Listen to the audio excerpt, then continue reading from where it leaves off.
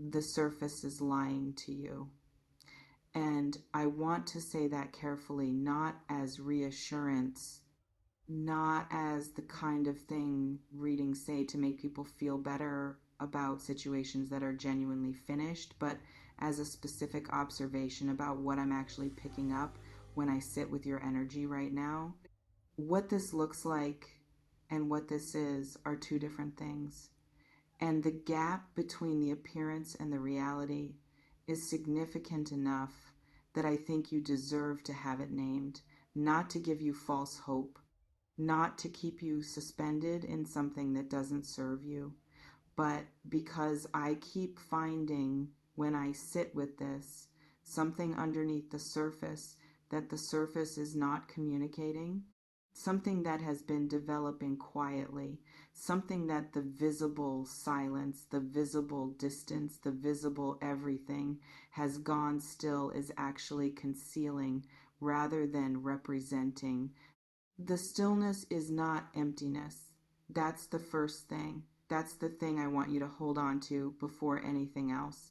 The specific quality of what appears to be over has the texture of something paused rather than something ended, and those two things, paused and ended, feel identical from the outside, feel almost identical from the inside. The difference between them is not in what's visible, it's in what's happening underneath what's visible. And underneath what's visible, something is still moving. Let me describe what the surface looks like, because I want to name it honestly before I describe what's underneath it. Because I think you've been living in the surface version of this and it deserves acknowledgement. It looks finished. The communication has slowed or stopped. The presence that used to be regular has become irregular or absent. The particular quality of attention that was directed toward you, that specific, unmistakable quality of being someone's focus, has seemed to withdraw.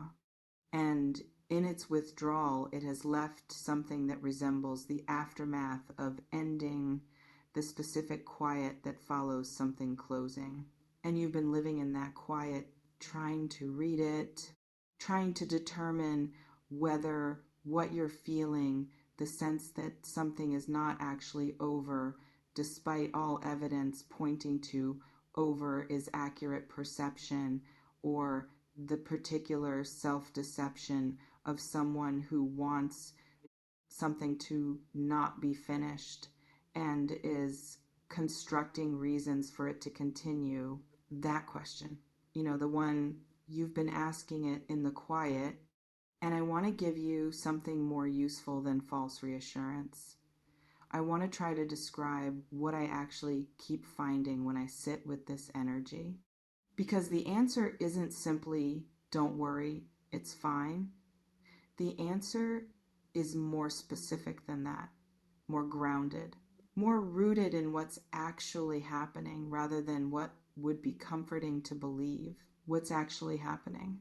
On their side, and this is where I want to spend some time because I think it's the part you have the least visibility into on their side, something significant is occurring that has almost nothing to do with how they feel about you and almost everything to do with what's happening in them. There's an interior process, a real one, not a performed one, not a convenient one, not the kind that people use as an excuse for behavior while nothing actually changes.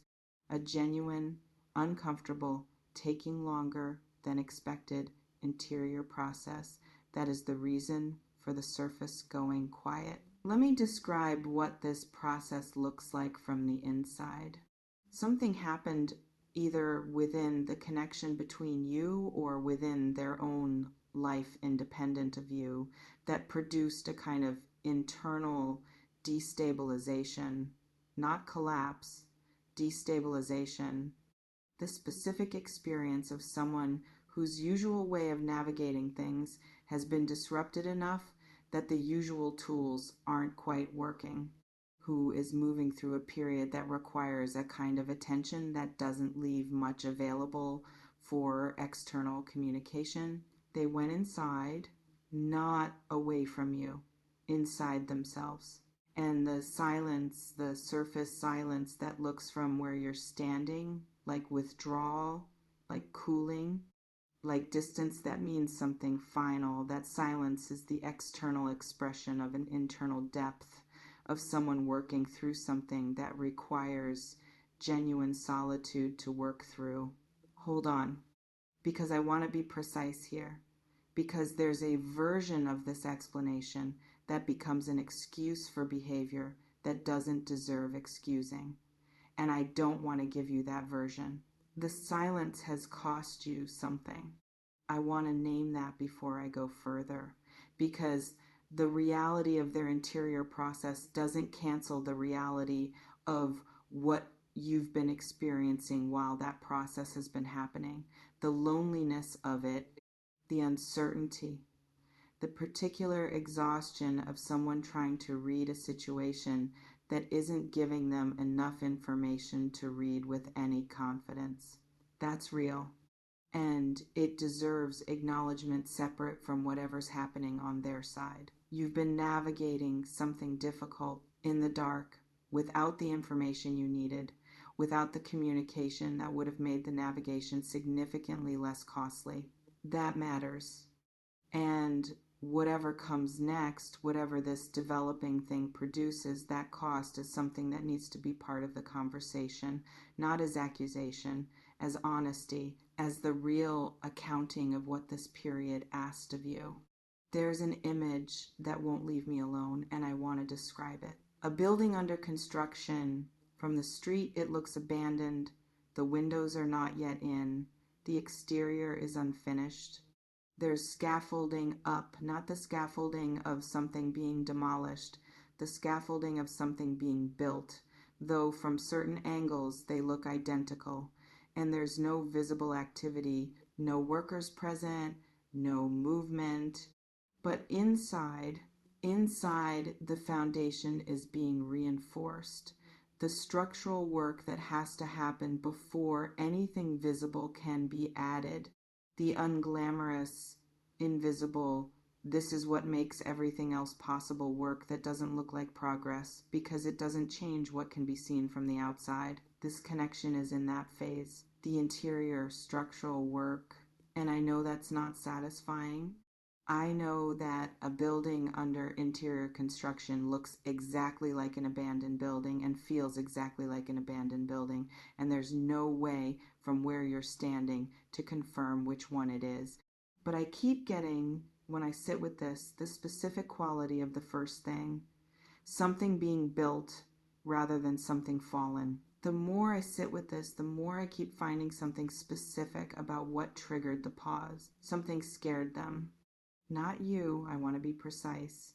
Not anything you did or didn't do.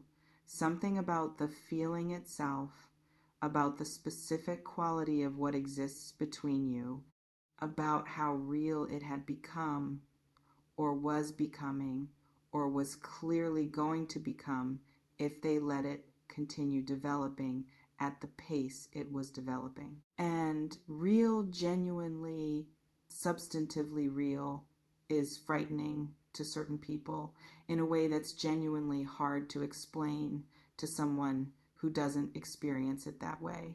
Not frightening because the real thing is bad. Frightening because real things can be lost in ways that imagined things cannot. Because the value of something is also the measure of the risk of losing it.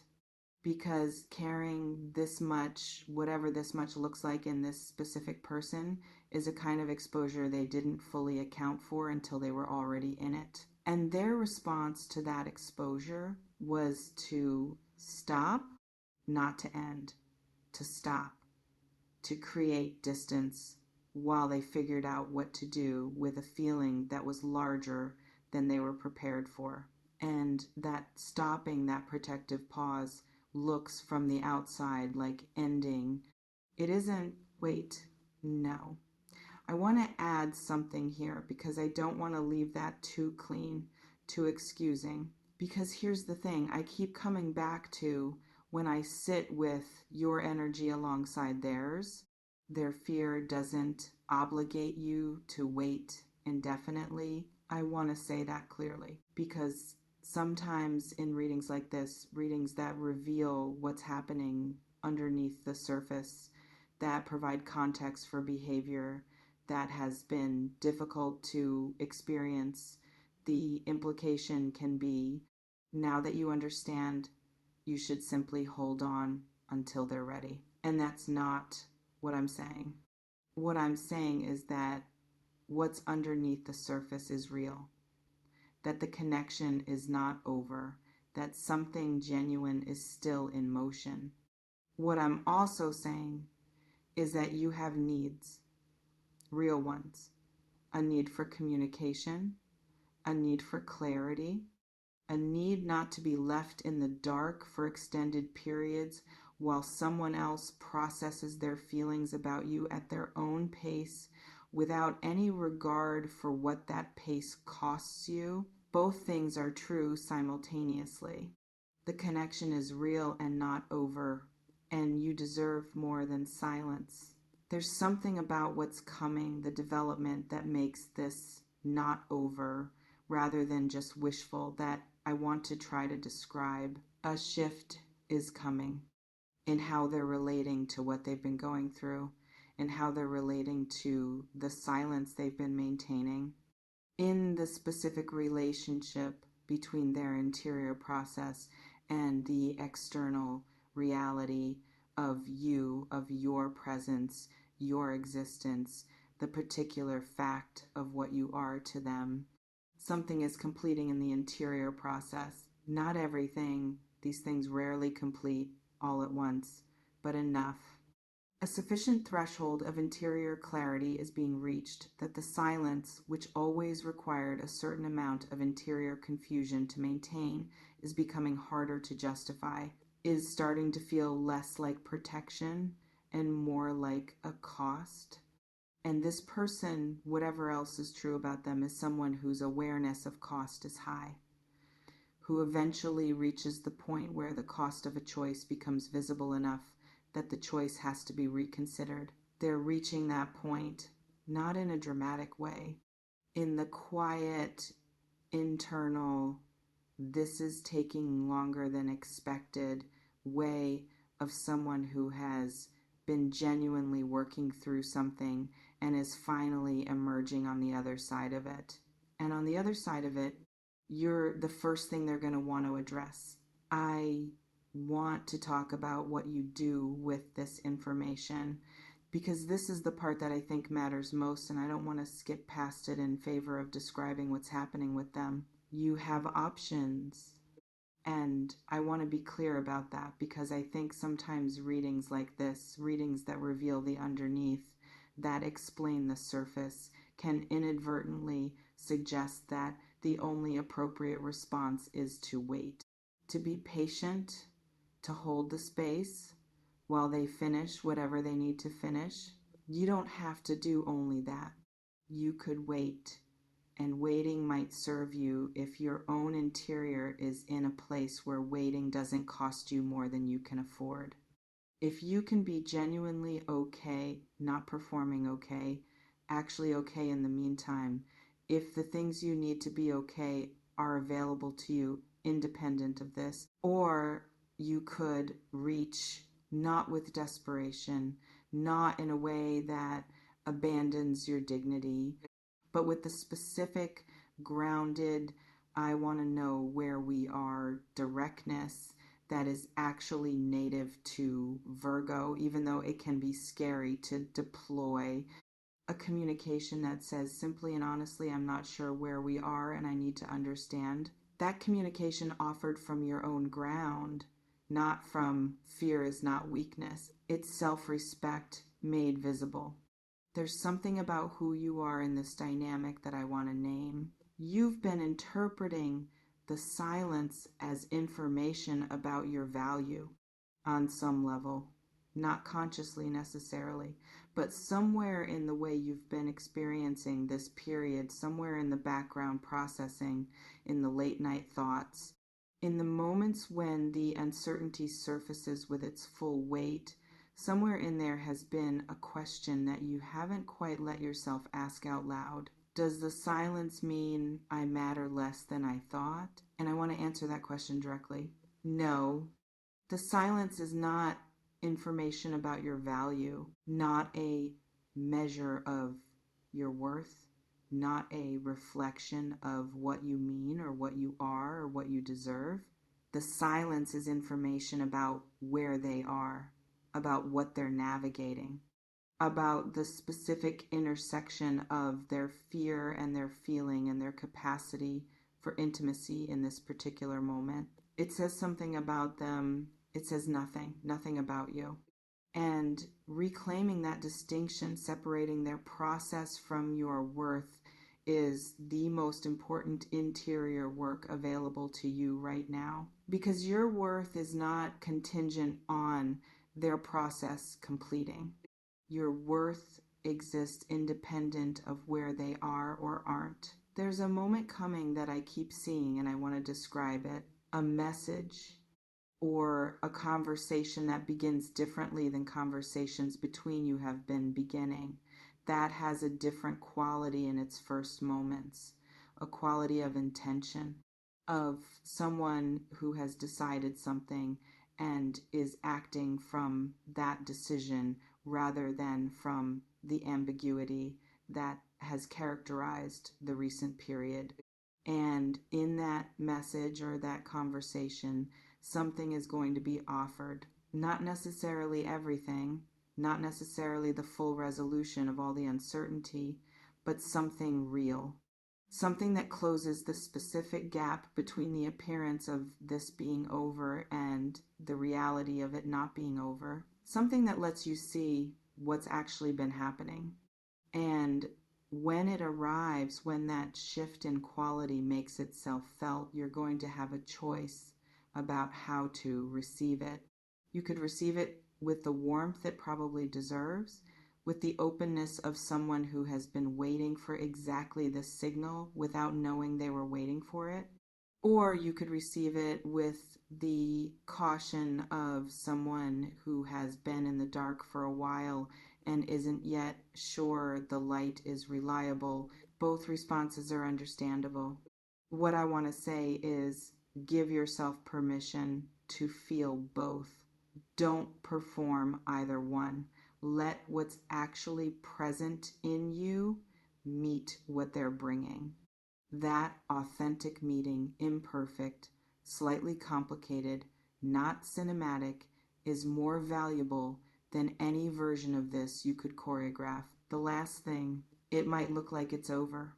The silence, the distance, the specific quality of the surface that resembles aftermath rather than pause.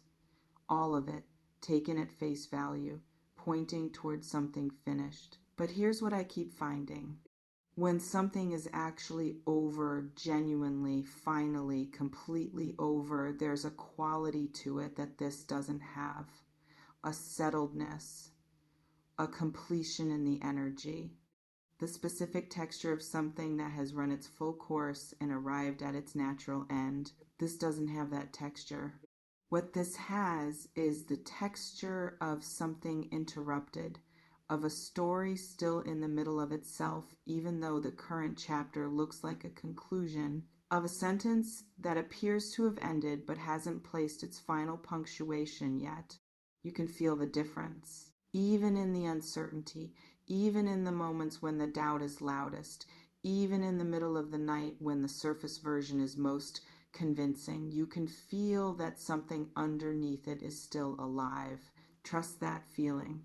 Not blindly, not without the appropriate discernment, not in a way that suspends your own needs indefinitely in service of someone else's process, but trust it enough to not close what isn't actually closed. Trust it enough to stay available to what's still developing, because it is still developing underneath the surface that is lying to you, quietly, steadily, moving toward you, even in the silence, even now.